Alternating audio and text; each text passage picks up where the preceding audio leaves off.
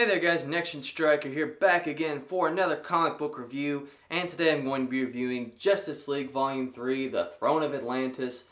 A lot of people's favorite volume of Justice League, and a lot of people really look forward to reading this when it was announced and coming out, blah blah blah. So, what are my thoughts on it? Well, first off, if you can tell, the art is done by Ivan Reyes, and I'm hoping I'm pronouncing his name right, but it's not Jim Lee anymore. That's the important thing. So, first two volumes were Jim Lee, and now they've switched off to Ivan Reyes, which it took me a while to get used to it, but now I'm used to his art, and it's good. He's a good replacement.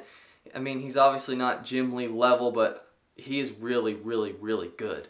And if you've read Aquaman, he does the art for that. Or he did. I don't know if he still does, but he's a really good artist. Nevertheless, really good artist. So this volume, of course, it's important to read volumes 1 and 2. But the volume first starts off with 2 issues which don't have anything to do with the Throne of Atlantis. But I think they are good in the fact that they set up Superman and Wonder Woman's relationship and give us more of an idea of what they're like and how everyone else views them, including Batman, who's very skeptical and is not really feeling too great about the whole situation. So, while it was more of just Wonder Woman fighting the cheetah and establishing her new 52 origins or whatever, I think it was nice just to see them getting along, seeing how their relationship is, blah blah blah. And another thing about this volume is that the Flash is not in it pretty much at all.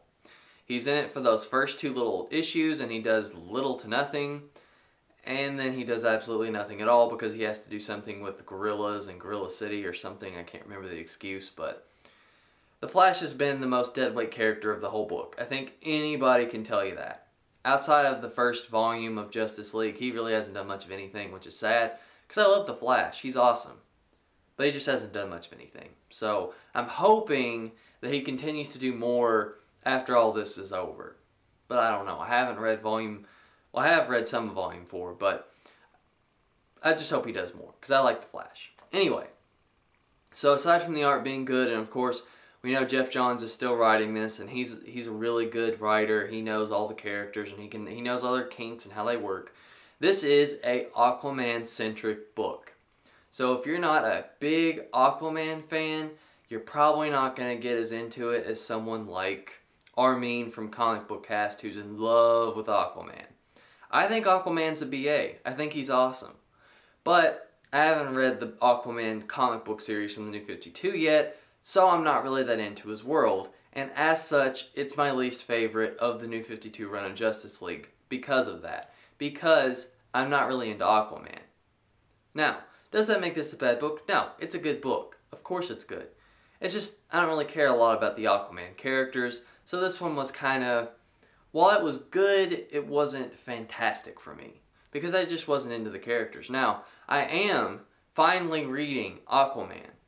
So, after I read Aquaman, I might like this more. And it is pretty good, and I know what they're trying to do. They were trying to set up Aquaman and his stories, and hey look, it was a great story. And what's really great about this crossover is it gives you pretty much everything you need. Except for the ending, which was unnecessary. It's just trying to set up the Justice League of America. I think they should have used the ending from the Throne of Atlantis from Aquaman, but they didn't. Whatever. Aside from that, and again, cutting out the Shazam stories like they did in Volume 2 as well, overall it was really good.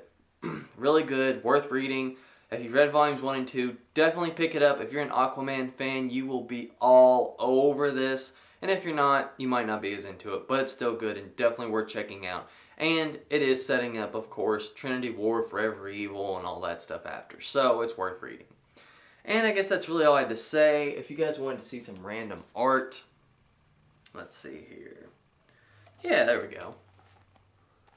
I mean, it's good. It's good. I don't know how I feel about Ivan Reyes drawing Batman, because most of the time he makes it to where you can't see his eyes. You know how they're white? It's just black shadow. But I am getting used to it. And yeah, he's a really good artist. So anyway, really good volume. Definitely worth picking up. Justice League, it's a great New 52 book. So those are my thoughts. Like if you like, sub if you like, comment below. Let me know your thoughts. And I'll catch you guys later.